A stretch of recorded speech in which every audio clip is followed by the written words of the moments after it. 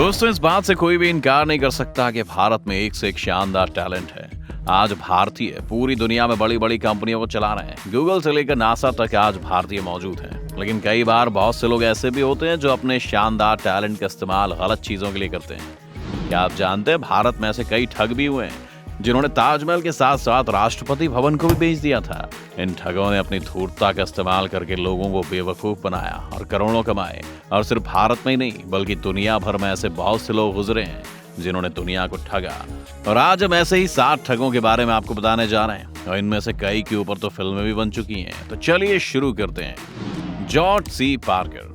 George C Parker दुनिया का एक ऐसा मशहूर कॉनमैन यानी ठग है जिसने अमेरिका की फेमस इमारतों चौराहों तक को बेच दिया और पैसा लेकर फरार हो गया। उसने न्यूयॉर्क के मशहूर Madison Square garden, metropolitan art museum, grant का मकबरा और स्टैच्यू ऑफ लिबर्टी तक का सौदा कर लिया था। इन सब में उसका सबसे मशहूर सौदा ब्रुकलिन ब्रिज को बेचने का रहा, जिसे उसने कई बार बेचा। 2 बार पुलिस से छूटने के बाद ये तीसरी बार पुलिस की पकड़ में आया तो इसे उम्र कैद की सजा दी गई और जेल में इसकी मौत हो गई। फ्रैंक एबेगनेल। फ्रैंक एबेगनेल की एक पंच लाइन थी, पकड़ सको तो पकड़ लो, यानी catch me if you can. इस नाम से फ्रैंक के जीवन पर एक हॉलीवुड में फिल्म भी बनी है जिसमें लियोनार्डो डिकैप्रियो ने उनका किरदार निभाया है। फ्रैंक एबेगनेल ने चेकों में हेराफेरी करके बैंक्स को करोड़ों का चूना लगाया। वो किसी भी स्लिप पर हूबहू सिग्नेचर कर सकता था जो बैंक अधिकारी या चेक देने वाला करता था। इसने दुनिया के 26 देशों में चेकों में हेराफेरी कर काफी पैसा इकट्ठा किया। ये एक बैंक अधिकारी की तरह रहता था, इसीलिए लोगों को ठगने के बाद इसे कोई पकड़ नहीं पाता था। ये जब अमेरिका से भागा तो फ्रांस जाने वाले जहाज में इसे एक एयर होस्टेस ने पहचान लिया और तब जाके इसे कई देशों के जेलों की हवा खानी पड़ी। नटवर लाल।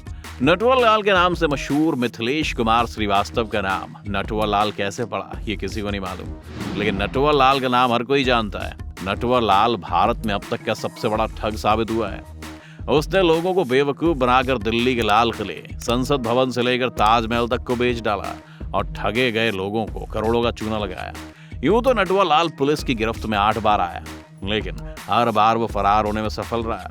आखिरी बार नटवर लाल 1996 के एम्स से पुलिस की पकड़ से फरार हो गया था और अब नटवर लाल कहाँ है किसी को नहीं पता। नटवर लाल पर हिंदी फिल्म इंडस्ट्री में कई फिल्में बन चुकी हैं। विक्टर लस्टिग। ये दुनिया का वो ठग है जिसने फ्रांस के मशहूर आईफिल टावर को बेच दिया। 1890 में चेकोस्लोवाकिया में पैदा हुआ विक्टर बेहद शातिर था, कई भाषाओं में माहिर था। इसके दम पर वो विदेशी पर्यटकों को ठगा करता था। लस्टिग कितना शातिर था इसे इसी बात से समझा जा सकता है कि इसने पहली बार नोट छापने वाली मशीन बेची थी। जी हाँ, विक्टर लस्टिग ने एक व्यक्ति को ये कहकर एक मशीन बेची कि $100 के नोट छापती है। विक्टर ने उस व्यक्ति को ये मशीन $30,000 में बेची, पर उस मशीन से $100 के सिर्फ 3 नोट निकले। तब जाकर खरीदार को समझ आया कि वो ठगा जा चुका है। 1925 में उसने एक बार अखबार में पढ़ा कि आईफिल टावर की मरम्मत की जानी है। फिर क्या था, उसने सरकारी अधिकारी बनकर 6 बड़े कबाड़ व्यवसायियों से संपर्क किया। उसमें से एक को इस शर्त पर आईफिल टावर बेच दिया कि वो इसे ट्रेन से ऑस्ट्रेलिया ले जाएगा। विक्टर ने फ्रांस के बड़े गैंगस्टर अल कैपोन से $40,000 स्टॉक डील में इन्वेस्ट कराए। उसने 2 महीने बाद सारा पैसा गैंगस्टर को लौटा दिया और कहा कि डील फेल हो गई। गैंगस्टर विक्टर से इतना प्रभावित हुआ कि उसने विक्टर को $5,000 दिए। अपने जीवन के आखिरी समय में विक्टर अमेरिका में पकड़ा गया और जेल में उसकी मौत हो गई। Charles Ponzi.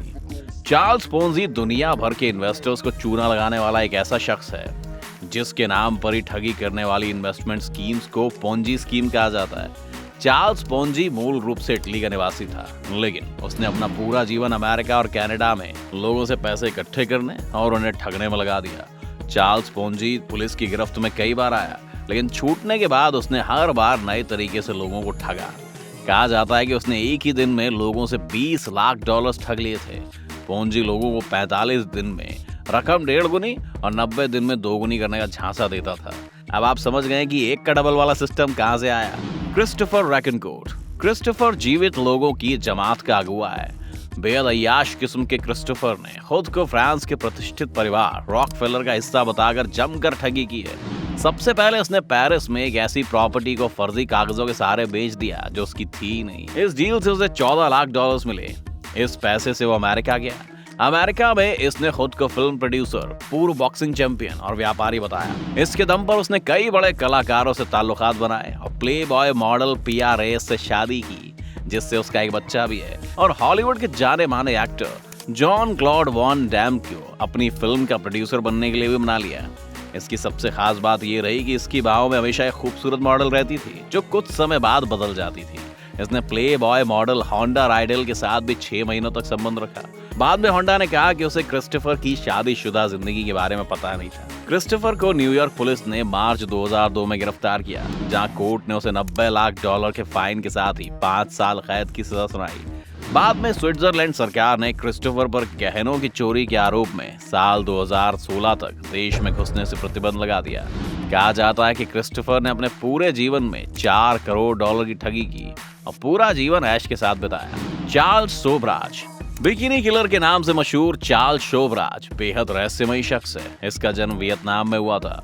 1970 के दशक में दक्षिण पूर्वी एशिया के लगभग सभी देशों में विदेशी पर्यटकों को अपना शिकार बनाने वाला चार्ल्स शोभराज चोरी और ठगी का भी माना हुआ खिलाड़ी है। बाकी सीरियल किलर्स की तरह चार्ल्स शोभराज ना तो गुस्से और ना ही हिंसक स्वभाव का है, और ना ही उसके परिवार का अपराध की दुनिया से कोई लेना देना रहा है।